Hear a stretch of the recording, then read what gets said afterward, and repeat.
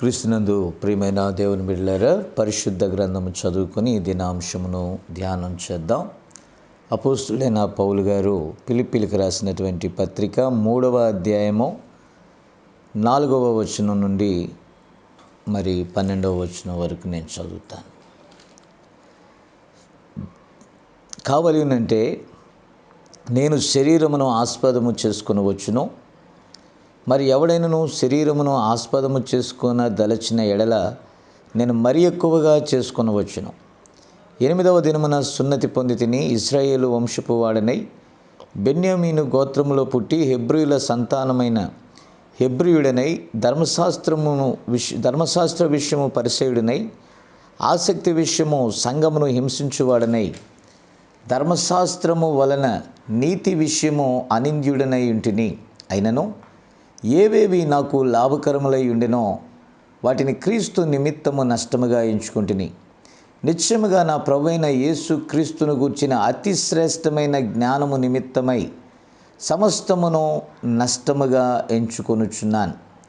క్రీస్తును సంపాదించుకొని ధర్మశాస్త్రము మూలమునైన నా నీతిని గాక క్రీస్తునందలి విశ్వాసము వలనైన నీతి అనగా విశ్వాసమును బట్టి దేవుడు అనుగ్రహించు నీతి గలవాడనై ఆయన యందు అగపడు నిమిత్తమును ఏ విధము చేతనైనను మృతులలో నుండి నాకు పునరుద్ధానము కలగవలనని ఆయన మరణ విషయంలో సమాన అనుభవం గలవాడనై ఆయనను ఆయన పునరుద్ధాన బలమును ఎరుగు నిమిత్తము ఆయన శ్రమలలో పాలివాడు నగుట ఎట్టిదో ఎరుగు నిమిత్తమును సమస్తమును నష్టపరుచుకొని వాటిని పెంటతో సమానముగా ఎంచుకొనుచున్నాను.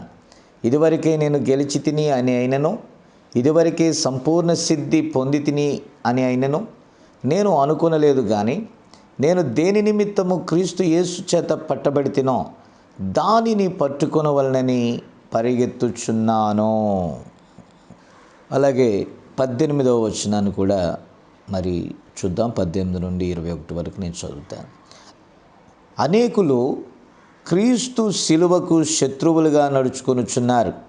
వీరిని గూర్చి మీతో అనేక పర్యాయములు చెప్పి ఇప్పుడునో ఏడ్చుచూ చెప్పుచున్నాను. నాశనమే వారి అంతమో, వారి కడుపే వారి దేవుడు. వారు తాము సిగ్గు పడవలసిన సంగతుల యందు అతిశయపడుచున్నారు. భూసంబంధమైన వాటి యందే మనస్సు నుంచుచున్నారు. మన పౌర స్థితి పరలోకమందున్నది. అక్కడ నుండి ప్రభు అయిన యేసుక్రీస్తు అను రక్షకుని నిమిత్తము కనిపెట్టుకొని ఉన్నాము.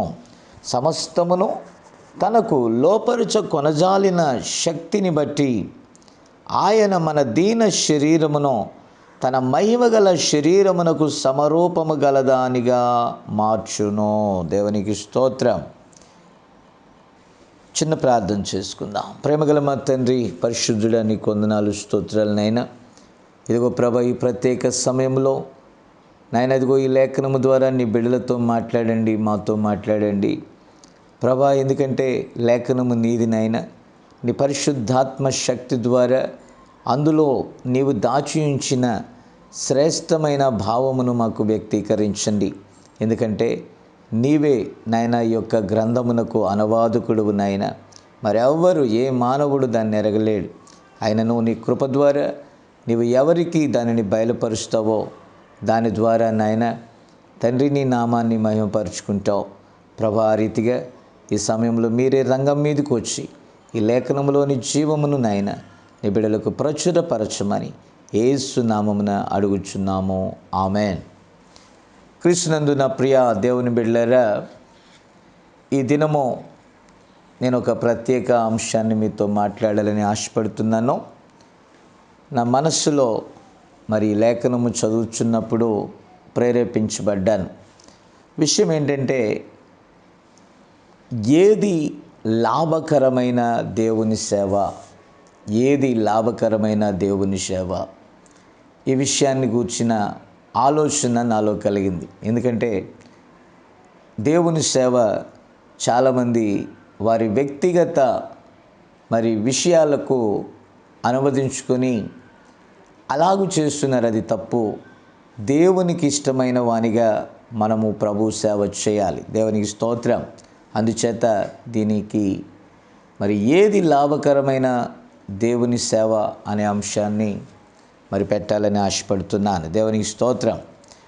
ప్రియమైన దేవుని బిడ్డలారా, ఇక్కడ అపోస్తులుడైన పౌలు గారు అన్యజనులకు లేక మరి మన యొక్క ప్రత్యేకించబడినటువంటి జనులకు, ఈ అన్యులకు అతడు అపోస్తులునిగా పిలువబడ్డాడు. అనగా ఒక వధువుని సిద్ధపరిచే భారము అపోస్తులైన పౌలు గారికి దేవుడు అప్పగించాడండి. కాబట్టి ఇక్కడ గమనించినట్లయితే ఒక వధువుగా సిద్ధపడు మనకు అపోస్తులుడైన పౌలు గారి ద్వారా దేవుని యొక్క సూచన, హెచ్చరికలు చాలా ప్రాముఖ్యమైనవని మనం గమనించాలి. ఎందుకంటే భూ సంబంధమైన జీవితం వేరు, ఆత్మ సంబంధమైన జీవితం వేరు. చాలామంది దేవుని సేవను శరీరమునకు ఆస్వాదించుకుంటూ ఉన్నారు. కాబట్టి చూడండి, లాభ నష్టాలు దేవుని సేవలో లేవండి. నష్టమైన ఆయన చిత్తమే, లాభమైన ఆయన చిత్తమే. కానీ మరి చాలామంది చేసేటటువంటి పెద్ద పొరపాటు ఏంటంటే భూ సంబంధమైన ఆశీర్వాదము లాభమని, పరసంబంధమైనది మరి శోధన పరిశోధనని వారు చెప్పుకొనుట న్యాయం కాదు. ఎందుకంటే మనము భూ సంబంధులమైన ఎడల మన రాజ్యము భూ సంబంధమైనదై ఉండేది. ప్రియులారా, ఇక్కడ విషయాన్ని మనం గమనిస్తే పౌలు గారికి శరీరానుసారంగా మరి అనేకమైనటువంటి ప్రత్యేకతలు ఉన్నాయి. హెబ్రీ వంశములో మరి గొప్పవానిగా ఉన్నాడు, పరిసయ్యునిగా ఉన్నాడు, గమాలియేలు పాదాల దగ్గర ధర్మశాస్త్రమును అభ్యసించిన వానిగా ఉన్నాడు. మరి వారి యొక్క ప్రజలకు తొలినాటి రాజైన మరి ఆ యొక్క సౌలు వంశమైనటువంటి బెన్యామీను గోత్రంలో పుట్టాడు. ఇలాగున శరీరమును ఆస్వాదం చేసుకుంటే ఎన్నో ఎన్నో ప్రత్యేకతలు పౌలు గారిలో ఉన్నాయండి. ఈరోజు ఒక్కసారి మనం ఆలోచన చేస్తే చాలామంది దేవుని సేవకులను శరీరానుసారముగా ఘనపరుచువారిగా ఉంటున్నారు. వారు గొప్ప వంశపు వారని, లేకపోతే ఇంకా చెప్పాలంటే వారు విద్యావంతులని, ఇంకా చెప్పాలంటే వివిధ మరి బైబిల్ కోర్సెస్ చేసినటువంటి జ్ఞాన సంపన్నులని, పరిశోధన చేసిన వారని, ఏదేదో ఆధిక్యతలు. కానీ అపోస్తులకు ఏం ఆధిక్యత ఉందండి? వారు చేపలు పట్టేటటువంటి జాలరులుగా ఉన్నారు. బహు హీనమైన నీచమైన స్థాయిలో ఉన్న వారిని దేవుడు పిలిచి తన యొక్క శిష్యులనుగా చేసుకునేట బహు ఆశ్చర్యం అండి. దేవునికి స్తోత్రం. జ్ఞానులను సిగ్గుపరచటానికి దేవుడు లోకంలో వెర్రి వారిని పిలుచుకుంటున్నాడు. ఎందుకంటే ఎవ్వరు కూడా దేవుని ఎదుట అతిశయించటానికి వీల్లేదు. ఎవరు కూడా దేవుని ఎదుట అతిశయించటానికి వీల్లేదు. కాబట్టి ఇక్కడ మనం చూసినట్లయితే దేవుడు మన తలాంతులను బట్టి ఎన్నుకోడు, మనకున్న ఆధిక్యతలను బట్టి ఎన్నుకోడు, మనకున్న విద్యాబుద్ధులను బట్టి ఆయన ఎన్నుకోడు, మనకున్నటువంటి గొప్ప వంశము అనేటటువంటి ఆ ఆధిక్యతలను బట్టి కూడా ఆయన ఎన్నుకోడు. కానీ జగత్తు పునాది వేయబడక మునిపే ఆయన యొక్క జీవ గ్రంథంలో మనలను గూర్చి ఆయన ఏదైతే నిర్ణయించాడో, ఏ రీతిగానైతే రాశాడో ఆ రీతిగానే మనలను ఆయన పిలిచాడు. పిలువబడిన పిలుపునకు తగినట్లుగా మనం జీవించాలి తప్ప మనము అతిశయించటానికి భూమి మీద ఏమీ లేదు అనే విషయాన్ని మనము జ్ఞాపకం చేసుకోవాలని ప్రభు పేరిట నేను మనవి చేస్తున్నాను. కాబట్టి ఇట్టి ఆధిక్యతలు కలిగినటువంటి పౌలు గారు అన్న మాట ఒకసారి మనం చూస్తే 7వ వచనంలో, 3వ అధ్యాయం 7వ వచనం నేను చదువుతున్నాను. అయినను చూడండి, ఎన్నో లాభాలను గురించి మాట్లాడినటువంటి పౌలు గారు అంటున్నాడు, అయినను ఏవేవి నాకు లాభకరములై ఉండెనో, గ్లోరీ, వాటిని క్రీస్తు నిమిత్తము నష్టముగా ఎంచుకొంటిని. ప్రియులారా, అపోస్తుల యొక్క సాక్ష్యం ఏంటో తెలుసా? మనకు బాగా తెలుసు. అపోస్తుల కార్యం 3వ అధ్యాయంలో పేతురు యోహానులు అంటున్నారు, వెండి బంగారములు మా యొద్ద లేవు. దేవునికి స్తోత్రం కలుగును గాక. ఈరోజు సేవకులంటే ప్రజలలో ఒక ప్రత్యేక గుర్తింపు వచ్చిందండి. ప్రత్యేక గుర్తింపు ఏంటంటే, అది ఉండకూడదని నేను అనట్లేదు, దేవునికి స్తోత్రం, మంచిదే. ఆ ప్రత్యేక గుర్తింపు ఏంటంటే, బహు విద్యావంతులు, జ్ఞాన సంపన్నులు, ప్రజలలో పాపులారిటీ ఉన్నవారు. గమనించారా? అలాగే ఒక రిచ్ కారు, అంటే దాన్ని ఏమంటారు, ఒక లగ్జరీ కలిగినటువంటి వ్యక్తిగా, విలాసవంతమైన స్థితిలో ఉన్న వారిని గొప్ప సేవకులను పిలుస్తున్నారు. దేవుని దృష్టికి అది ఎన్నడూ తగదండి. కాబట్టి 4 ముక్కలు ఇంగ్లీష్ మాట్లాడితే, అబ్బా మా పాస్టర్ గారండి ఇంగ్లీష్లో చాలా చాలా శ్రేష్టంగా మాట్లాడతాడు, చాలా గొప్పగా మాట్లాడతాడు, దేశ విదేశాలలో సేవ చేస్తున్నాడు, అంతర్జాతీయ వర్తమానికుడు. ఏంటండి పాపులారిటీ? వర్తమానికుడు ఎక్కడ ఉన్నా వర్తమానికుడే.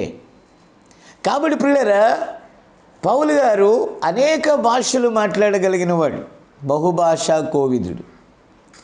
కానీ దానిని బట్టి అతడు అతిశయపడలేదు, ఘనత వహించుకోలేదు.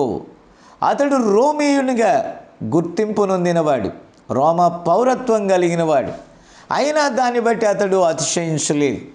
కాబట్టి శరీర రీతిగా అతనికి లాభకరములైన ప్రతి దానిని క్రీస్తు యేసు యొక్క మహిమ కొరకు త్యాగం చేసిన ఆనాటి భక్తులు ఎక్కడ? ఈనాడు అల్పమైన స్థితిలో నుండి వచ్చి అత్యధికమైన స్థానంలోనికి ఎగబ్రాకి అక్కడ స్టాండ్ అయి అక్కడ నుండి బహు గర్వముతో మాట్లాడుచున్న ఈనాటి బోధకులెక్కడ? ప్రియులారా, ఖచ్చితంగా సాతాను యొక్క క్రియ, వాని యొక్క గర్వం, వాని యొక్క డంబం, వాని యొక్క అతిశయం ఈనాడు ఆ ఫుల్ ఫీట్ వెనకాల నివసిస్తుంది, పనిచేస్తుంది అని ఈ కాలపు ప్రవక్త చెప్పినది వాస్తవము. కాబట్టి ప్రియులారా, ఈరోజు సేవకునికి కొన్ని టార్గెట్స్ ఉన్నాయి. ఆ టార్గెట్ ఏంటంటే, శ్రేష్టమైన ఒక సుందర ఆలయం, శ్రేష్టమైన ఒక సుందర గృహం, శ్రేష్టమైన ఒక సుందర వాహనం. ఇలాగున వీరికి కొన్ని టార్గెట్స్ ఉన్నాయి. భూ సంబంధమైన టార్గెట్ని వారు రీచ్ కావటానికి వారు తెలివి, యుక్తి, లేకపోతే ఏదో వారి సంబంధమైన భౌతిక జ్ఞానాన్ని ఉపయోగించుకొని వారు అనుకున్నది సాధిస్తున్నారేమో. కానీ దేవుడు ఎందుచేత వారిని పిలిచాడో, దేవుడు ఎందుకొరకు వారిని పిలిచాడో, ఏ ఉద్దేశాన్ని వారి ద్వారా నెరవేర్చడానికి తన సేవలోనికి దేవుడు పిలిచాడో దానిని వారు విస్మరిస్తున్నారు. నా ప్రియమైన దేవుని బిడ్డలారా, నేను ఎవరినో విమర్శించాలని కాదు, కానీ వాస్తవమైన జీవితం భూ సంబంధమైనది కాదని మనం లేఖనం చూస్తే అర్థమైపోతుంది. భూ సంబంధమైన లాభము దేవుని దృష్టిలో లాభమే కాదు. కాబట్టి అట్టి వారిని గురించి 18వ వచనంలో మాట్లాడుతున్నాడు. అనేకులు క్రీస్తు సిలువలో ప్రభు సమస్తాన్ని కోల్పోయాడని. ఆయన తనకంటూ ఏది మిగుల్చుకోలేదు. ఈరోజు అదే సిలువ పేరు చెప్తున్నారు చక్కగా. ఎంత చక్కని పేరులో, కల్వరి. చూసారా? వీరు ఈ సిలువ చాటు దొంగలు అని నేనంటలా, ఇక్కడ అంటున్నాడండి. సిలువకు వారు శత్రువులు అంటే చూసారా, సిలువ యొక్క ఉద్దేశాన్ని విలువైన దానిగా వారు మార్చుకుంటున్నారు. గమనించండి, పేరేమో సిలువ, సిలువ వెనకాల జరిగేదేమో చూసారా వాస్తవానికి భిన్నమైనది. మరి దొంగతనం కాక ఏమంటారు? ప్రజలకు చూపించేది సిలువ, ప్రజలకు చూపించేది రక్షణ, ప్రజలకు చూపించేది లోకానుసారమైనటువంటి ఏదో భక్తిపరమైనటువంటి పారసత్వంలోనికి, అంటే ఆ పరవశత్వంలోనికి ప్రజలను నడిపించుట. కాబట్టి పరలోక స్వర్గం అనేది ఎలా ఉన్నదో వీరికి తెలియదు, వారికి చెప్పలేరు. కానీ భూలోకంలో కనిపించేటటువంటి ఈవులను చూపించి అదే పరసంబంధమైనదని భ్రమ పెట్టేటటువంటి వారిని మనం చూస్తున్నాము ఈ రోజుల్లో.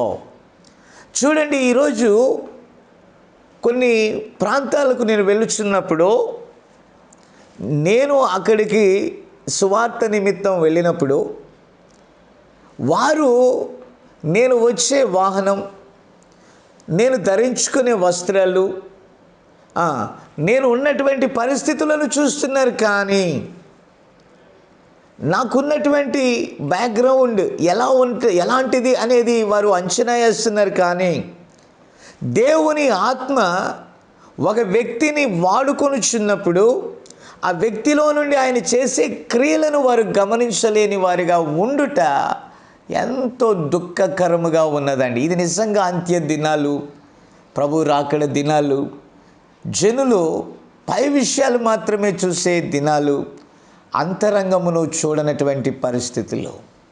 ప్రియులారా, ప్రభువు నన్ను సేవలోనికి పిలిచినప్పుడు దయచేసి గమనిస్తే, నాతోటి అనేకులు ఉన్నతమైనటువంటి గొప్ప గొప్ప నగరాలను కోరుకొని వారు బైబిల్ తర్బీదు పొంది ఆ యొక్క యూనివర్సిటీస్ నుంచి, బైబిల్ యూనివర్సిటీస్ నుంచి సర్టిఫికేట్లు తీసుకొని ఒక గొప్ప పేరు ప్రఖ్యాతులు కలిగినటువంటి ఒక డినామినేషన్ సంఘాలలో పేరు పొందిన సేవకులుగా ఖ్యాతి గడిస్తున్నారు. ప్రియులారా, దేవుడు నన్ను అలా పిలవలేదండి. దేవుడు నన్ను పిలిచినప్పుడు ఒక చిన్న కుగ్రామానికి నన్ను పంపాడు. ఆ చిన్న గ్రామానికి నేను వెళ్ళి నాకు ఏవేవి లాభకరములుగా ఉన్నాయో, ఆ విద్య కానీ లేకపోతే ఏదైనా భూ సంబంధంగా గొప్పగా చెప్పుకోదగినది ఏదైనా ఉంది అని అంటే వాటన్నిటినీ అక్కడ తీసుకుని వెళ్ళి మరిపించేశాడండి. దేవునికి స్తోత్రం. దాన్ని గూర్చి నేను ఎప్పుడు కూడా సిగ్గుపడలేదు, కానీ దాన్ని గూర్చి అతిశయపడుతున్నానండి. ఎందుకంటే ఈ లోక ఆశలు నాకు అంటకుండా చేశాడు, లోక ఘనతలు నాకు అంటకుండా చేశాడు, లోక సంబంధమైన ఇచ్చలు నాకు అంటకుండా చేశాడు. లోకంలో ఏదో పేరు ప్రఖ్యాతుల కోసం పరిగెత్తకుండా దేవుని కోసమే జీవించటం అంటే ఏమిటో ఆ శ్రమల మూలంగా నాకు నేర్పాడండి. కాబట్టి ఒక చిన్న సూట్ కేసుతో నేను వెళ్ళాను. అక్కడ వెళ్ళిన తర్వాత ఒక ఇల్లు లేదు, ఏం లేదు, ఒక చిన్న పూరి గుడిసెలో నేనున్నాను. పిల్లరా, అక్కడ దేవుడు నాకు సమీపంగా ఉండుట నేను గమనించాను. ఆయన నాకు తోడుగా ఉండుట నేను గమనించాను. ఎల్లప్పుడూ ఆయన నాకు అందుబాటులో ఉండుట నేను గమనించాను. లోకంలో ఉన్నప్పుడు, ఈ పట్టణ వాతావరణంలో ఉన్నప్పుడు, ప్రజల మధ్య ఉన్నప్పుడు, విలాసవంతమైన జనుల మధ్య ఉన్నప్పుడు నేను అనుభవించలేదు. కానీ ఆ కుగ్రామంలో ఇంచుమించుగా మరి 12 సంవత్సరాలు కాలి నడకతో రాను పోను 6 కిలోమీటర్ల దూరం వేరొక చిన్న గ్రామానికి వెళ్ళి అక్కడ సువార్త చేసి ఇంచుమించుగా 12 సంవత్సరాలు నేను నడిచానండి. దేవునికి స్తోత్రం కలుగునిగా. అందును బట్టి నేను దేవుని స్తుతిస్తున్నాను. కాబట్టి ఎప్పుడు కూడా నేను నొచ్చుకోలేదు. ఎప్పుడు కూడా అప్పుడప్పుడు నేను ఉండి వెళ్ళిన గ్రామానికి వచ్చిపోతూ ఉండేవాడు. అక్కడ సేవకులు ఫుల్ డెవలప్గా ఉండేవాళ్ళు. వాళ్ళ కారుల్లో తిరిగేవాళ్ళు, వాళ్ళు ఎంతో హోదా కలిగి ఉండేవాళ్ళు, వాళ్ళ చుట్టూ ఒక 10-20 మంది ఫాలోవర్స్ ఉండేవాళ్ళు. ఈ రీతిగా వారిని చూసినప్పుడు నా హృదయం ఎంతో బాధ కలిగేది. ఏమనిపించేదంటే, పిల్లలు దయచేసి గమనించండి, ఇదిగో నేను వెళ్ళి చిన్న కుగ్రామంలో ఉన్నాను, నాకంటూ అక్కడ ఏమీ లేదు, కానీ అక్కడ దేవుని సేవ చాలా కష్టతరముగా బాధాకరముగా అనిపించింది. కాబట్టి మీరు చూడండి ఎంత విలాసంగా ఉన్నారు, ఎంత మరి లగ్జరీగా వారి జీవితాలను కొనసాగిస్తున్నారు, పరిస్థితి ఎంత భిన్నంగా నాకుంది అనుకుని కొన్నిసార్లు మనస్సు నొప్పిగా ఉంటే దేవుడు మాట్లాడేవాడు, నా రాజ్యము భూ సంబంధమైనది కాదు, నేను లోక సంబంధిని కానట్టు మీరు కూడా లోక సంబంధులు కారు అని ప్రభువు చెప్పినప్పుడు, ఓహో, ఈ లోకము శాశ్వతమైనది కాదు, ఈ లోకాశలు మనకి సంబంధించినవి కాదు, దేవుడు ఈ లోకంలో నుండి నన్ను వేరుగా తీసుకున్నాడని ఎప్పుడైతే నీ చిత్తమే నా ఎడల జరుగునుగాక అని ఎప్పుడైతే నా మనస్సుతో నేను చెప్పుకున్నానో అప్పుడు సంతృప్తి నాలో వచ్చేదండి. దేవునికి స్తోత్రం. ఏది లాభకరములైన సేవ. కాబట్టి ఆ లోక సంబంధంగా విలాసవంతమైన దాన్ని నేను ఎన్నడూ కోరుకోలేదు. దేవుడే నన్ను ఆయా శ్రమల మార్గంలో, కష్టమైన మార్గంలో, ఇరుకు మార్గంలో, ఇబ్బంది అనే మార్గంలో నడిపించి నాలో ఉన్న శరీర సంబంధమైన అతిశయాలన్నిటినీ తీసేశాడండి. దేవునికి స్తోత్రం. ఎందుకంటే మోషేని గురించి లేఖనం చెప్తుంది, మోషే దీన మనస్సు కలవాడంట. తన్ను తాను ఎవరైతే తగ్గించుకుంటాడో వారు హెచ్చింపబడతారు. భూలోకంలో కాదు, అవసరం లేదు, ఆయన రాజ్యంలో ఆయనతో కూడా ఉండే ఆ గొప్ప బాధ్యత నిమిత్తము నిజమైన భక్తులు సమస్తమును నష్టపెట్టుకున్నారు. కాబట్టి ఆఖరి సంఘకాలమైన లౌదికీయ సంఘకాలంలో మనం చూస్తే అక్కడ మనము ఒక విషయాన్ని చూడగలుగుతాం. అదేంటంటే, నేను ధనవృద్ధి చేసుకుని ఉన్నాను. ప్రకటన గ్రంథము 3వ అధ్యాయము చూద్దాం, 14 నుంచి నేను చదువుతాను. లౌదికీయలో ఉన్న సంఘపు దూతకు ఇలాగు వ్రాయము, ఆమె నానువాడును నమ్మకమైన సత్యసాక్షియు దేవుని దృష్టికి ఆదియు అయినవాడు చెప్పు సంగతులేవనగా, నీ క్రియలను నేను ఎరుగుదును, నీవు చల్లగానైనను వెచ్చగానైనను లేవు, నీవు చల్లగానైనను వెచ్చగానైనను ఉండిన మేలు, నీవు వెచ్చగానైనను చల్లగానైనను ఉండక నులివెచ్చనగా ఉన్నావు గనుక నేను నిన్ను నా నోట నుండి ఉమ్మివేయ ఉద్దేశించుచున్నాను. కాబట్టి గమనించండి ప్రియులారా, నేడు మనము నివసించుచున్న ఈ సంఘకాలం ఇదే. ఇది బహు గ్రుడ్డిది, అలాగే లోకరీత్యా విలాసవంతమైన కాలం అండి. కాబట్టి అయితే దేవుని నోరు అనగా దేవుని వాక్యము నుండి వారు ఉమ్మివేయటానికి, అంటే దేవుని వాక్యములో ఇమడనటువంటి పరిస్థితులు వారు కలిగి ఉన్నారు. వారు ఏమనుకుంటున్నారంట, దేవుని దృష్టిలో వాళ్ళు ఎలా ఉన్నారు చూడండి. నీవు దౌర్భాగ్యుడవు, దిక్కుమాలిన వాడవు, దరిద్రుడవు, గ్రుడ్డివాడవునో, దిగంబరుడవై ఉన్నావని ఎరుగక వారు అనుకుంటున్నారంట, నేను ధనవంతుడను, ధనవృద్ధి చేసుకుని ఉన్నాను, నాకేమీ కొదువలేదని చెప్పుకొనుచున్నావు. చూసారా, వారు అనుకుంటున్నారు. నేడు చూడండి, ఈ చర్చెస్ చూడండి ఎంత విలాసవంతంగా ఉన్నాయో. ఈరోజు దేవుని సేవ యథార్థవంతులైన సేవకులకే భారంగా ఉంది. కానీ తాము మోసపోయి ఇతరులను మోసపుచ్చు వారికి ఇది చాలా శ్రేష్టంగా ఉందంట.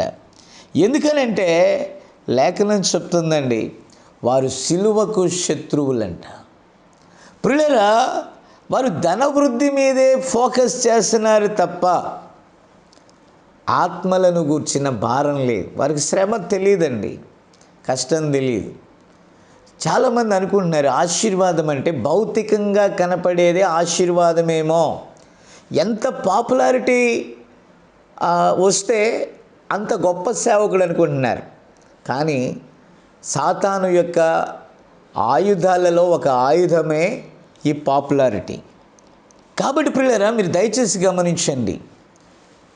మొదటిది స్త్రీ, రెండవది వెల్త్, సంపద, మూడవది పాపులారిటీ. ఇది సాతాను యొక్క ఆయుధం.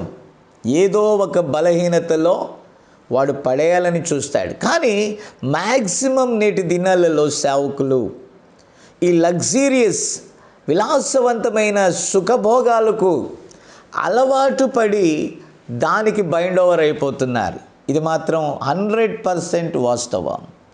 కాబట్టి ప్రజలలో కూడా ఒకలాంటి అపోహ వచ్చేసింది. ఎలాంటి అపోహ వచ్చేసిందంటే, సేవకుడి కంటే కారు ఉండాలి, సేవకుడంటే విలాసవంతంగా ఉండాలి, సేవకుడంటే విద్యావంతుడై ఉండాలి, సేవకుడంటే వాక్చాతుర్యం గలవాడై ఉండాలి, సేవకుడంటే తీయని మాటలు చెప్పగలగాలి, సేవకుడంటే ఎక్కడెక్కడో ఉన్న థియాలజీ అంతా చెప్పాలి, సేవకుడంటే ప్రపంచ జ్ఞానం బాగా వచ్చిన వాడై ఉండాలి, సేవకుడంటే సైన్స్ అండ్ టెక్నాలజీ కూడా తెలిసిన వాడై ఉండాలి. ఇది సాతానుగాడి యంత్రం అంటే. ఇది దేవుని దృష్టిలో యథార్థవంతుడైన సేవకుడు లోకములో ఘనహీనుడిగానే ఉంటాడండి. లోకంలో ఆధిక్యత కలవి ఆ నిజ సేవకునికి ఆధిక్యతలే కావు.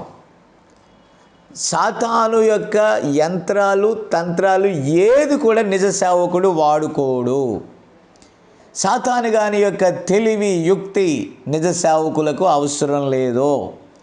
కాబట్టి యేసుక్రీస్తు 40 దినాలు ఉపవాసం ఉన్న తర్వాత సేవ ప్రారంభంలో అక్కడ ఆయన ప్రార్థన చేసి ముగించిన తర్వాత సాతాను వచ్చి అడిగినటువంటి ప్రశ్నలు మనకి లూకాసు సువార్త 4వ అధ్యాయంలో మనం చూడవచ్చు, అలాగే మత్తయి సువార్తలో కూడా చూడవచ్చు. అయితే ప్రియులారా, అక్కడ చూడండి, సాతానుగాడు చెప్తున్నాడు, ఈ రాళ్ళు రొట్టెలుగా చేసుకొని తిను అని. చూడండి, దాని మాట ఆధిక్యతగా ఉండాలని, ఆ యొక్క ఈవులను, ఆ సోర్సెస్ వాడుకోమని ప్రభువునే టెంప్ట్ చేస్తుంది. మీరు గుర్తుపెట్టుకోండి. కాబట్టి ఏదేదో వాటిని, ఏదేదో అద్భుతాలు, ఏదేదో సూచక్రియలు, ఏదేదో గొప్ప విషయాలు మనలో ఉన్నాయని అంటే ప్రజలు కాదు గుర్తించాల్సింది. దేవునికి స్తోత్రం కలుగును గాక. ప్రజలు కాదు, నువ్వు ప్రజలకు సమాధానం చెప్పాల్సిన పని లేదు. నువ్వు దేవునికే సమాధానం చెప్పాలి. దేవుడు నిన్ను దేనికోసమైతే పిలిచాడో, దేని కొరకైతే నియమించాడో దానికి నువ్వు రెస్పాన్సిబిలిటీగా ఉండాలి. ఆయన పిలిచిన పిలుపునకు నువ్వు లోబడాలి. దేవునికి స్తోత్రం. నరమాత్రులకు నువ్వు సమాధానం చెప్పాల్సిన పని లేదండి. ఈరోజు దేవుణ్ణి సంతోషపెట్టు సేవకులు తక్కువగాను, దేవుడంటే వాక్యమే, వాక్యానుసారంగా జీవించు సేవకులు తక్కువగాను, శరీరులను సంతోషపెట్టి వారి ఈవులను వాంఛించు సేవకులు అధికంగా ఉన్నారు. చాలామంది విశ్వాసులు మోసపోతున్నారు సుమే. మనుష్యుడు మాత్రం పై విషయాలు చూస్తాడు, దేవుడు అంతరంగమును చూస్తాడు. నిజమైన సేవకుడు వాక్యముతో నిలిచి ఉంటాడు. కాబట్టి ప్రభు అన్నాడు, వారి క్రియల వలన లేక వారి ఫలముల వలన వారు ఎలాంటి వారో మీరు కనుగొనవచ్చు అన్నాడండి. ఫలాలు. కాబట్టి మీరు దయచేసి గమనిస్తే అంత్య దినాలలో ధన సమృద్ధి ఫలం కాదు, ఆశీర్వాదం కాదు, అది అబద్ధం. ధనముతో పని లేదు దేవుని సేవ. వెండి బంగారములు మా యొద్ద లేవు అన్న అపోస్తులు ఎక్కడ, ఇవాళ కోట్లతో పనులు జరిపిస్తున్న ఈనాటి కలియుగ సేవకులు ఎక్కడున్నామండి మనం? ఎక్కడున్నాం? ఆనాడు నోవాహు ఓడను కడుతుంటే వెర్రివాడన్నారు. గమనించారా? ఈరోజు ఈ సత్యవాక్యమును ప్రకటించడానికి శ్రమలు పడుతుంటే అలాంటి సేవకులు లోకం దృష్టిలో వెర్రివారు, తెలివిలేని సేవకులంట. ప్రియులారా, కొందరు అప్పుడప్పుడు నాతో అంటారు, ఈ జాన్ బాబుకి ఏమొచ్చింది? ఎవడన్నా సేవ చేస్తూ ఎంతెంత కలిమి సంపాదించుకున్నారా అని చూస్తారు లోకంలో. ఈయనేంటండి బాబు, తనకున్న పొలాలు తీసేశాడు, ఇల్లు తీసేశాడు. ఈయనెప్పుడు కూడా అమ్ముకోవటమేనా పని, మరి సంపాదించుకుంటున్నాను, శ్రేష్టమైన ఆత్మను సంపాదించుకుంటున్నాను. ఒక్క ఆత్మ 1000 ప్రపంచాల కంటే గొప్పదని దేవుని ప్రవక్త చెప్పాడు. దేవుని స్తోత్రం. దానికోసమో, ఆ శ్రేష్టమైన ఈవి కోసమో నాకు కలిగినవన్నీ నేను విడిచిపెడతాను. ఎందుకంటే ఒకవేళ వారు వెళ్ళే రాజ్యంలోకి వీటిని తెచ్చుకుంటారేమో, అక్కడ ఇది పనికిరాదని నాకు ఎప్పుడో తెలుసండి. కాబట్టి ఏది ఉత్తమమైనదో, ఏది శ్రేష్టమైనదో, ఏది ప్రాముఖ్యమైనదో, ఏది నిజమైన లాభకరమైనదో పౌలు గారి వల్లే దాన్నే నేను పట్టుకున్నాను. ఏవేవి లాభకరములో ఈ లోకంలో క్రీస్తు నిమిత్తం నష్టమే నా లాభం. దేవుని స్తోత్రం. ఎందుకంటే ఆయన నామము నిమిత్తము మనం ఏదైతే ఇక్కడ కోల్పోయామో వాటన్నిటినీ, అనగా ఈ లోక సంబంధమైనది కాదు, దానికి బదులుగా రెట్టింపు పరసంబంధమైన ఆశీర్వాదాన్ని పరలోక సైన్య సమూహాల మధ్య, పరిశుద్ధుల మధ్య మనం స్వీకరిస్తున్నప్పుడు ఎన్నలేని ఆనందం కదా. ఆఫ్టర్ ఆల్ తాత్కాలికమైన ఈ లోక జీవితం కోసం శాశ్వతమైన పరసంబంధమైన జీవితాన్ని పాడు చేసుకున్న వారి మీద దేవుని యొక్క ఉగ్రత నిలిచి ఉంది. అందుకే ఆయన వాక్యంతో గద్దిస్తున్నాడు, తిరిగి ఆసక్తి కలిగి మారు మనస్సు పొందమని ఈ కడవరి సంఘంతో ప్రభు చెప్తున్నాడండి. ఎందుకంటే ఇక్కడే మనకు జయం ఉంది. దీనిలో ఉన్న బహుమానం ఏంటో తెలుసా? జయించిన వానికి ఆయన సింహాసనమే లాస్ట్ అండ్ ఫైనల్. దేవుని స్తోత్రం. ఆయనతో కూడా మనము నిలిచి పరిపాలన చేసేటటువంటి గొప్ప కృప దేవుడిచ్చాడండి. ఇంత గొప్ప ఆధిక్యత మనం పోగొట్టుకుంటే ఎలాగూ? కాబట్టి నా ప్రియమైన దేవుని బిడ్డలారా, పౌలు గారు చెప్పిన మాటలను మనము దృష్టిలో ఉంచుకోవాలి. చూడండి, ఇందాక నేను చదివాను 18వ వచనం, అనేకులు క్రీస్తు శిలువకు శత్రువులుగా నడుచుకొనుచున్నారు. వీరిని గూర్చి మీతో అనేక పర్యాయములు చెప్పి ఇప్పుడు నువ్వు ఏడ్చుచూ చెప్పుచున్నాను. ఇప్పుడు చూద్దాం పిల్లలు, మీరు దయచేసి గమనించండి. వారి యొక్క పనిష్మెంట్ చూడండి, 19వ వచనం, నాశనమే వారి అంతం. మీరేమనుకుంటున్నారు? దైవ సేవకులు లోకంలో ఘనులుగా ఉంటే అబ్బా ఆయన అదృష్టమే అదృష్టం, దేవుడు ఆయనకు తోడుగా ఉన్నాడు. ఏం లేడండి.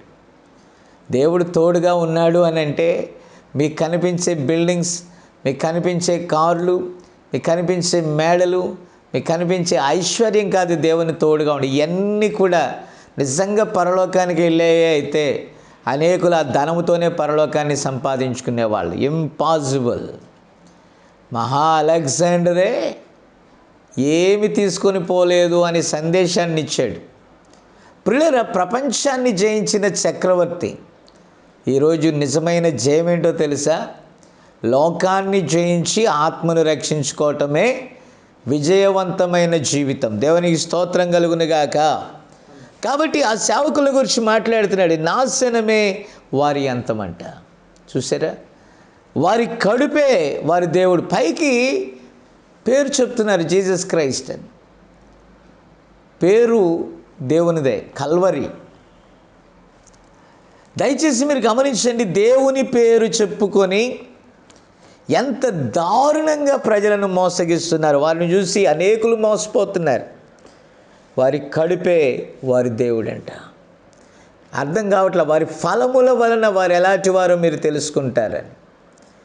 క్లియర్గా చూడండి, వాక్యపు వెలుగులో చూడండి, వాక్యపు అద్దంలో చూడండి, వారు ఎలాంటి వారో మీకు కనబడతారు.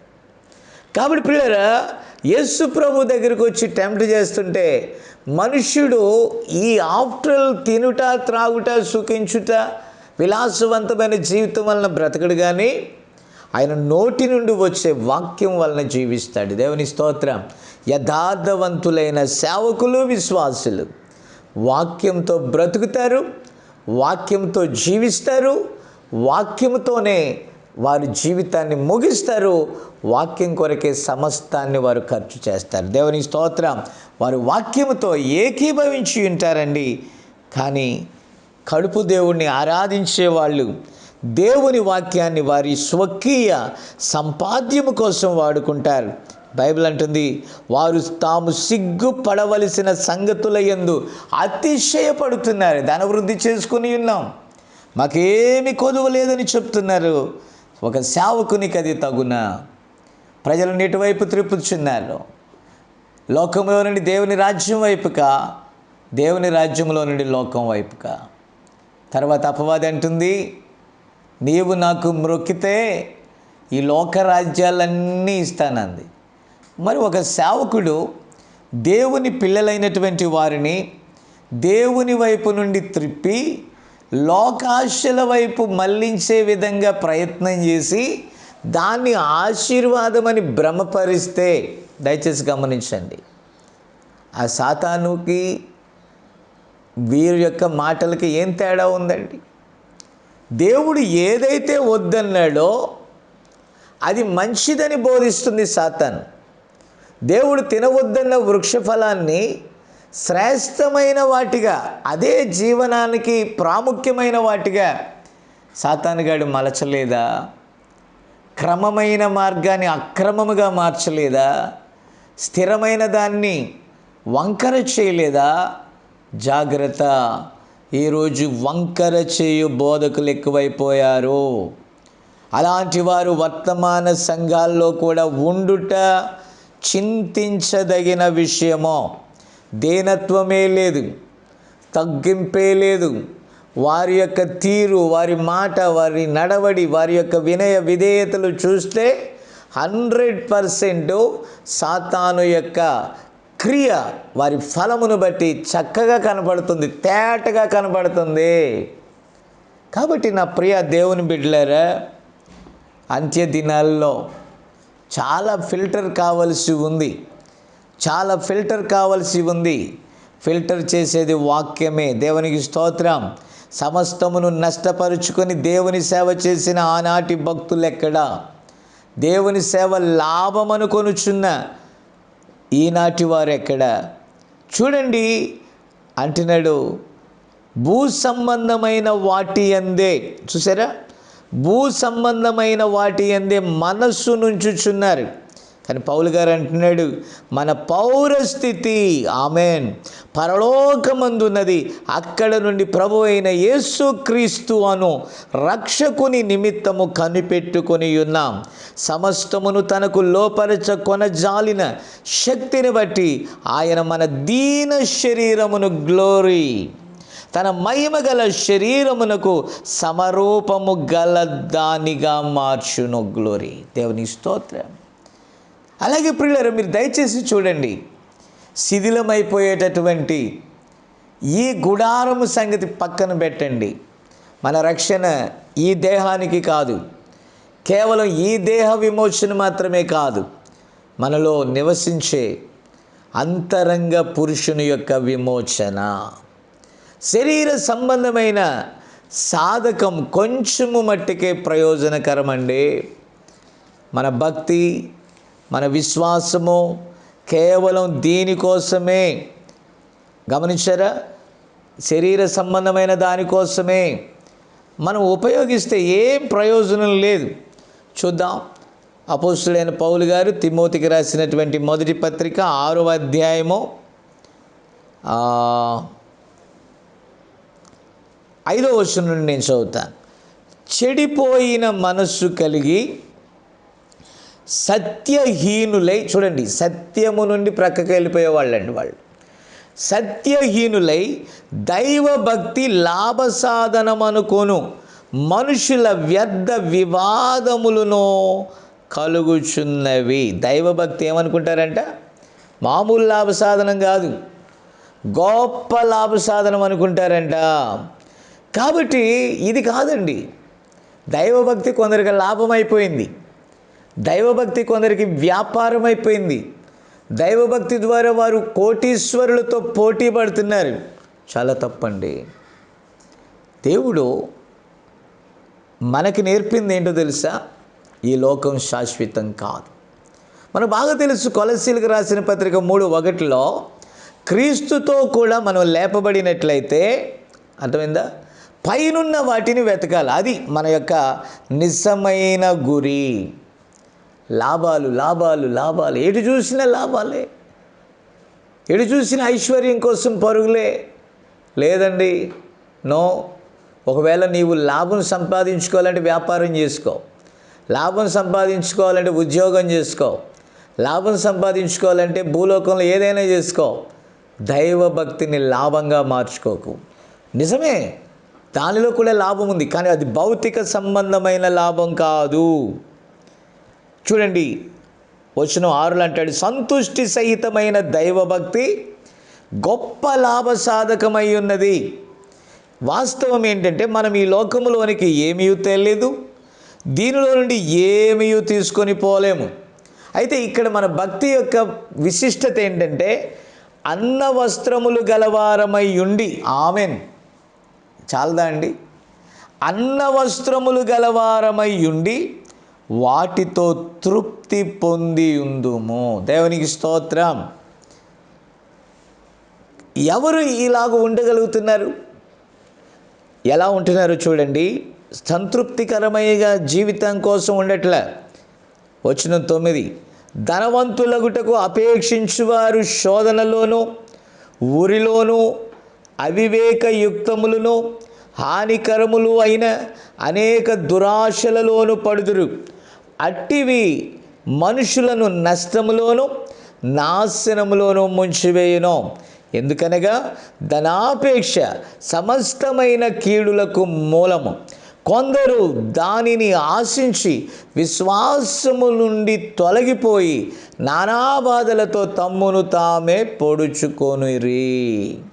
అయితే నిజమైన దైవభక్తి, నిజమైన దైవజనుడు ఏం చేయాలి? 11వ వచనంలో అన్నాడు, దైవజనుడా నీవైతే వీటిని విసర్జించి వీటిని విడిచి పారిపో అన్నాడు. లోకాశ నీకు వచ్చిందా? పారిపో. శరీరాశ నీకు వచ్చిందా? పారిపో.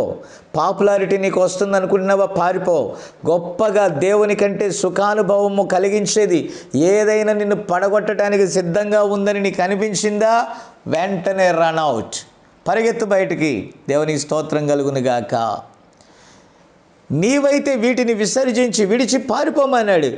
ఏం సంపాదించుకోమన్నాడు తెలుసా? భూమి మీద నీతిని, గ్లోరీ, భక్తిని, దేవుని స్తోత్రం, విశ్వాసమును, ప్రేమను, ఓర్పును, సాత్వికమును సంపాదించుకొనిటి యందో ప్రయాసపడము. గ్లోరీ గ్లోరీ గ్లోరీ, దేవునికి స్తోత్రం.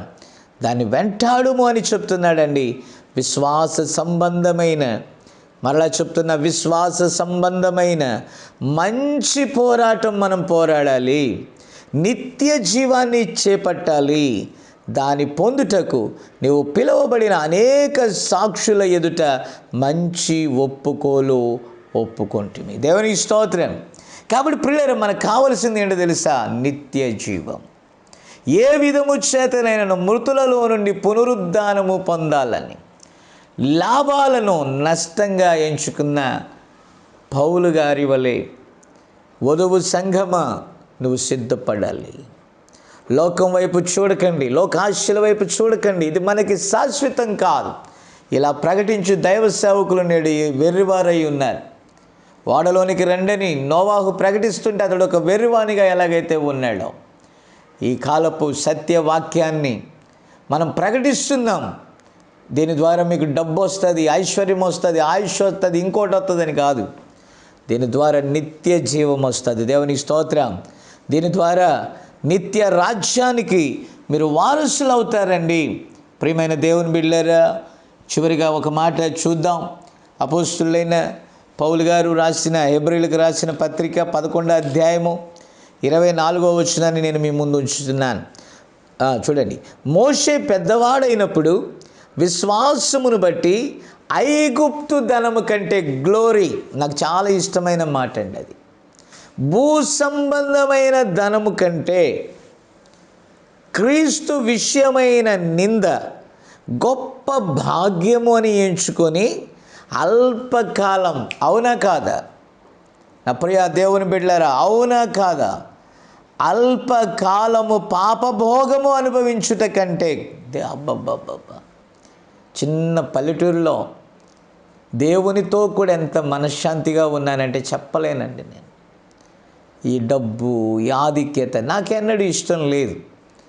చాలా సంవత్సరాల తర్వాత దేవుడు నాకు సర్వసమృద్ధి ఇవ్వలేదని ఎప్పుడు కూడా నిట్టూర్చిన దినాలు నాకు లేవండి. చాలామంది నన్ను అడిగారు, ఏంటి పాస్టర్ గారు మీరన్నీ క్రీస్తు నిమిత్తం నష్టపరుచుకున్నారు, కనీసం ఫలాంది కావాలి, ఫలాంది కావాలి, ఫలాంది ఇవి కావాలని నా పరలోకపు తండ్రికి తెలుసండి. కాబట్టి ప్రభువు నన్ను పిలిచినప్పుడే చెప్పాడు, ఆకాశ పక్షులను చూడు, అవి విత్తవు, కోయవు, కొట్లలో కూర్చుకునవు, వాటిని పోషించుచున్న నేను నిన్ను కూడా పోషిస్తానన్నాడు.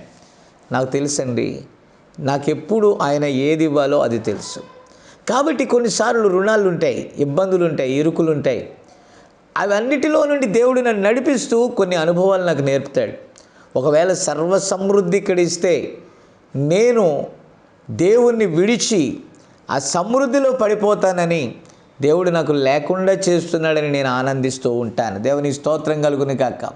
నాకు ఏది అవసరమో దాని కాలంలో అది నాకు ఇస్తాడు, అది చాలండి.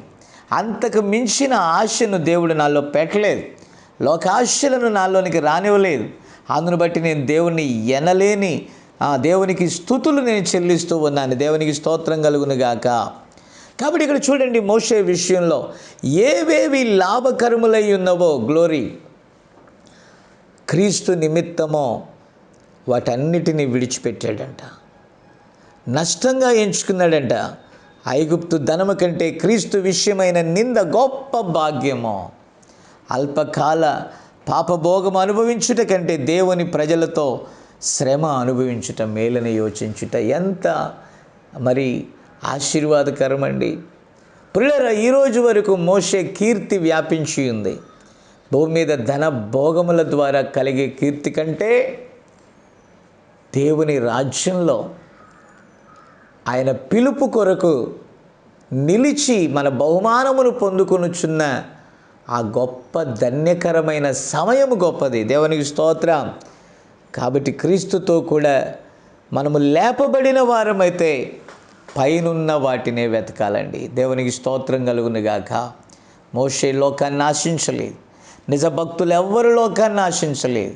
యేసు ప్రభు లోకాశలను మనలో పెట్టలేదు, ఆయన శిష్యులు లోకాశలను మనలో పెట్టలేదు.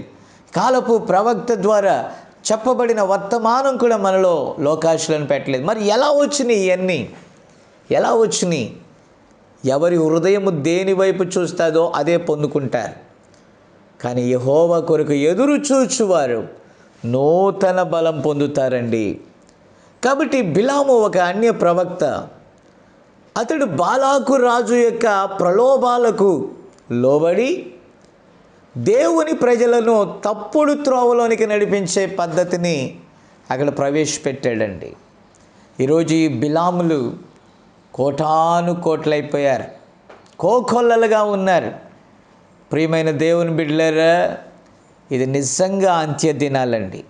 ఈ అంత్య దినాలలో నిజమైన వారినేమో అబద్ధ ప్రవక్తలు అంటారు, నీతి కొరకు హింసించబడే వారిని, ఈ దొంగలను దోచుకుని వారిని, పైకి వారు ఎంతో డంబంగా వెళ్తుంటే ఇది కదరా దేవుని ఆశీర్వాదం అనుకుంటున్నారు.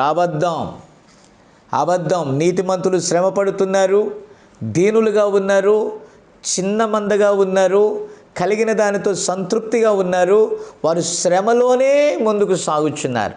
వారినేమో అబద్ధికులు అంటారా? ఈ విలాసవంతమైన వారినేమో అబ్బబ్బబ్బా ఎంత రెస్పెక్టబుల్ అండి, ఎంత గొప్ప సేవకులని మీరు కీర్తిస్తే అవదు. ప్రభువు మెచ్చువాడే యోగ్యుడు. దేవునికి స్తోత్రం. దేవుడు మెచ్చువాడే యోగ్యుడండి. మనం కొనియాడినంత మాత్రాన వారు యోగ్యులు కాదు. దేవుని చేత నమ్మదగిన వారిగా పిలువబడిన వారే యోగ్యులు. అందుకే పునరుద్ధాన బలంలో దేవుని పిలుపునకు లోబడి తిరిగి లేచి ఆయనతో కూర్చోగలిగిన వారే దేవుని పిల్లలై ఉన్నారు. దేవునికి స్తోత్రం. బిలాము అమ్ముడైపోయాడు. బిలాము ధనాపేక్ష కలిగి తనకి ఇవ్వబడిన ఆధిక్యతను అమ్మివేశాడు. అలాంటి వారు ఎంతమంది ఉన్నారో.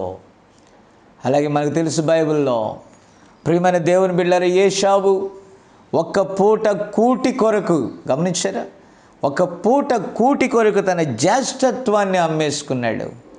యాకోబు ఒక పూట కూడు పోగొట్టుకున్నాడు, కానీ జ్యేష్ఠత్వాన్ని సంపాదించుకున్నాడు. కాబట్టి నిజమైన భక్తులు, నిజమైన దేవుని పిల్లలు పరలోకమును లాభముగా ఎంచుకున్నారు. పైనున్న దాని కొరకే వారు ఎదురు చూశారు. భూ సంబంధమైన దానికి దేనికి కూడా వారు లోబడలేదు. కానీ నేటి దినాలు ఎలా ఉన్నాయో ఒకసారి ఆలోచన చేయండి. నా ప్రియ దేవుని సంఘమా, నా ప్రియ దేవుని బిడ్డలారా, మిమ్మల్ని నడిపించే నాయకులు ఎలా ఉన్నారో మీరు వారి వస్త్రాలను చూసి, వారి భవనాలను చూసి, వారి తెలివితేటలను చూసి, వారి విద్యను చూసి, వారి యొక్క టాలెంట్స్ చూసి వెళ్తున్నారా? వద్దు, దైవ శక్తిని చూసి వెళ్ళండి. ఎందుకంటే అంత్య దినాల్లో అలాంటి వారు ఉంటారని బైబిల్ తేటగా చెప్తుందండి. అంత్య దినాల్లో పైకి భక్తి కలిగి దేవుని శక్తిని ఆశ్రయించని వారు ఉన్నారు. చూడండి, 2 తిమోతి 4వ అధ్యాయం 3వ వచనం. 2 తిమోతి 4:3. ఎందుకనగా జనులు హితబోధను సహింపక, అంటే ఆరోగ్యకరమైన బోధను వారు ఒప్పుకోరు. ఎందుకంటే మానవ శరీరం, మానవ దేహం, మానవ తలంపు ఎల్లప్పుడూ భూ సంబంధమైన దాని ఎడలనే వాంఛ కలిగి ఉంటుంది. కారణం ఏంటంటే హవ్వ మోసపోయినప్పుడు ఆ మోసపోయిన సమాజంలో నుండి వచ్చిన మనకి ఈ లోకము గొప్పదిగాను, దేవుని రాజ్యము అంతుపట్టనిదిగా ఉంటుంది. కానీ దేవుని ఆత్మచేత చూచే కనులైతే, ఆత్మ ద్వారా నడిపించబడి వారైతే వారి దృష్టి పైనున్న దాని మీద ఉంటుందండి. దేవుని స్తోత్రం. అపోస్తులు మరణానికి కూడా ఎందుకు తెగించారు? వారు ఎన్నడూ కూడా భూ సంబంధమైన దాన్ని గొప్పగా బోధించలేదు, గొప్పగా భావించలేదు. దాని గురించి వారు అతిశయపడలేదు. వారు ఉండబోవు దానికోసం ఎదురు చూశారండి. దేవుని స్తోత్రం. నిజంగా మన రాజ్యం భూ సంబంధమైనది అయితే ఈ భూమి మీదే దేవుడు పరలోక వాతావరణాన్ని, లేకపోతే పరలోక సంబంధమైన ఈవులన్నీ ఇక్కడే ఉంచి మనం దీనికోసమే బ్రతకమని ఆయన చెప్పేవాడు. కానీ ఆయన ఏమన్నాడు తెలుసా? నేను లోక సంబంధిని కాను కనుక మీరు కూడా లోక సంబంధులు కారన్నాడు. నా రాజ్యం భూ సంబంధమైనది కాదని ఆయన తేల్చి చెప్పేసినప్పుడు ఈ భూమి కోసం, భూ సంబంధమైన వాటి కోసం ఎదురు చూస్తే మన భక్తి నిజమైన భక్తి కాదు.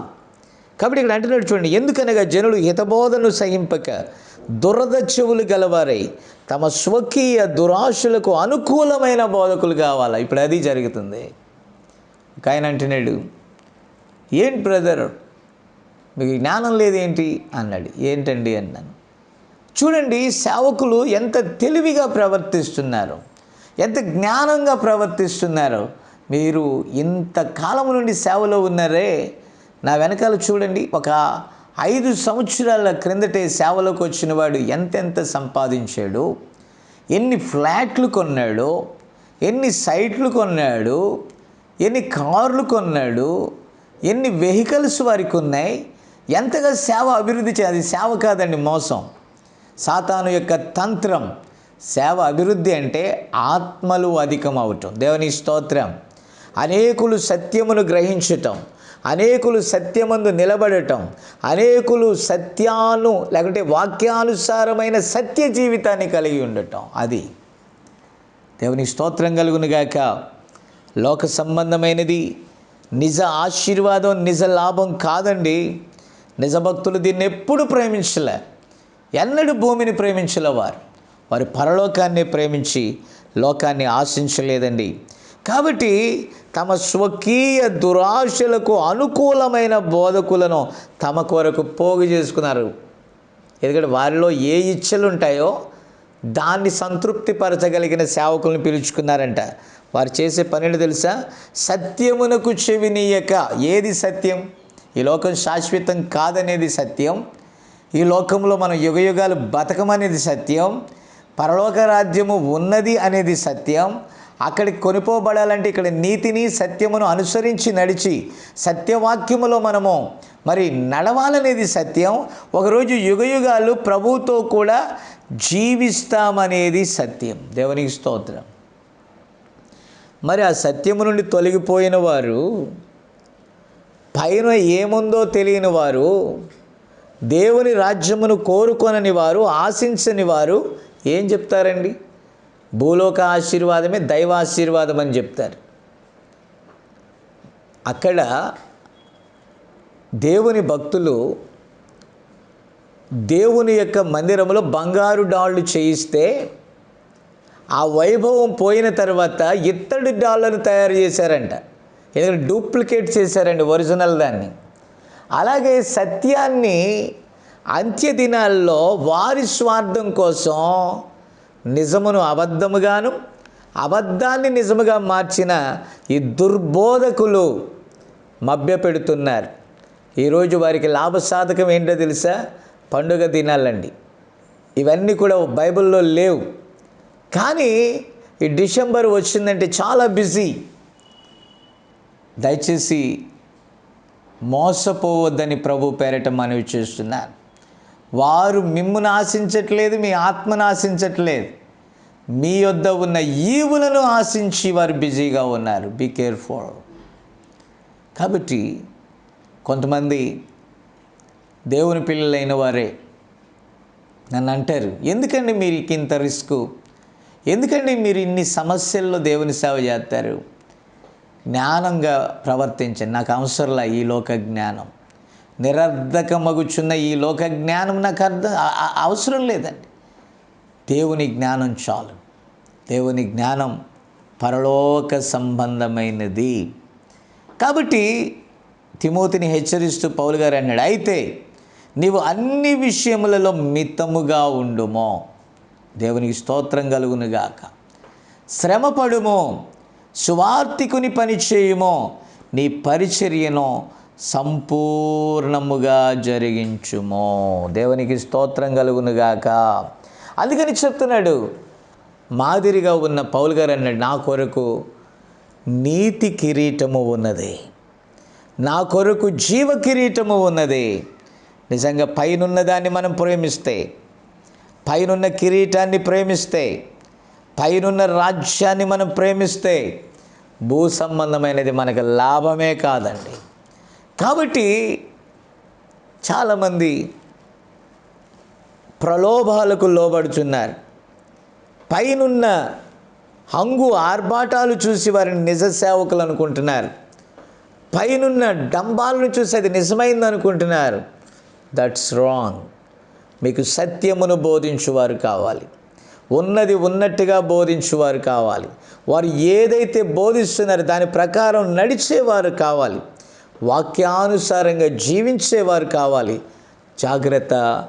వారి ఫలములు ఎలా ఉన్నాయో చూచి మీరు అందులో నడుచుకోండి. అయితే అక్కడ తేడా కొడితే మీరు అక్కడ ఉండొద్దు. సత్యము మనలను స్వతంత్రులనుగా చేస్తుంది. కాబట్టి మనుషుల యొక్క గొప్పతనాలను గూర్చి, మనుషుల యొక్క ఆధిక్యతలను గూర్చి అదే దైవ సంబంధమైనది అనుకోవద్దు. లేఖన సత్యమే నిజమైనది. వాక్యం ఎలాగైతే చెప్తుందో దాని ప్రకారం జీవించే వారిని కనిపెట్టి చూడండి. అలాంటి వారి యొద్ద మీకు శ్రేష్టమైన వాక్యము, జీవము దొరుకుద్ది. ఆ తదుపరి ప్రభు రాకడలో కొనిపోబడుటకు కావలసిన సిద్ధపాటు దేవుడు మీకు ఇస్తాడు. అంతేకాని మనుషుల పై విషయాలు చూడకండి, పైన డంబాలు చూడకండి, మోసపూరితమైన విధానాల దగ్గరికి వెళ్ళకండి. సత్యమును అవలంబించండి. సత్యము యొద్దకు పరిగెత్తుకుని రండి. ఏది నీతియుక్తమైనదో శ్రేష్టమైనదో చూచి అందులో నడుచుకోండి. అది లాభకరమైన శ్రేష్టమైన నిజ సేవ. అలాంటి దానిలో నడుచుకుని వారు ధన్యులు. అట్టి ధన్యత ప్రభువు మనందరికీ దయచేయును గాక. చిన్న ప్రార్థన చేద్దాం. ప్రేమ కలిగిన మా తండ్రి, పరిశుద్ధుడైన దేవ, ఏది లాభకరమైన భక్తో, ఏది లాభకరము కాదో కొన్ని మాటల ద్వారా నీ బిడ్డలకు తెలియచేశాను. ప్రభా, ఈ వాక్యము ఎవరికి అవసరమో వారి యొద్దకు వెళ్ళనివ్వండి. వారి హృదయాలను పట్టినైనా నీ యొద్దకు మళ్ళించడానికి సహాయం చేయి. ఆ ప్రయాసకు తగిన ప్రతిఫలము దయచేయమని అల్పుడు నయోగ్యుడైన నన్ను కూడా నాయనా నీ యొక్క సేవలో నువ్వు బలముగా నిలబెట్టుకొనుచున్నందుకై నీకు వందనాలు నాయనా. ఎల్లప్పుడూ భూ సంబంధమైన ఆలోచనల మీద కాక నీ కొరకు, నీ రాజ్యం కొరకు నేను పరిగెత్తుచు అనేకులను సిద్ధపరచుటకు కావలసిన నీ ఆత్మ కృమ్మరింపు దయచేయండి నాయన. ఈ వాక్యము వినిన నాయన అనేక మంది బిడ్డలను మీరు ఆశీర్వదించి సత్యవాక్యం వైపు నడిపించమని, నీ కృపా, నీ కాపుదల, సంరక్షణ సమృద్ధిగా దయచేయమని, నీ కృపాహస్తములు తోడుగా ఉంచి నీ రాకడకు సిద్ధపరచమని యేసుక్రీస్తు నామమున అడుగుచున్నాము. Amen. Amen. God bless you all.